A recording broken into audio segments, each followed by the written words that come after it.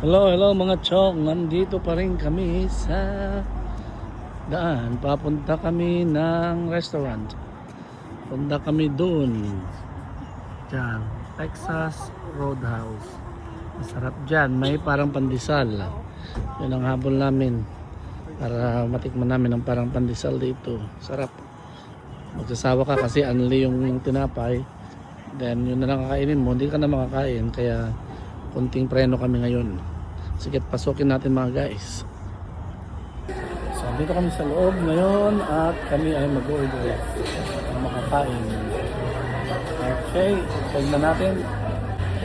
So, nakapwesto na kami at kami ay mag-ready na mag-order. Ayan. O, mag-order pa lang kami.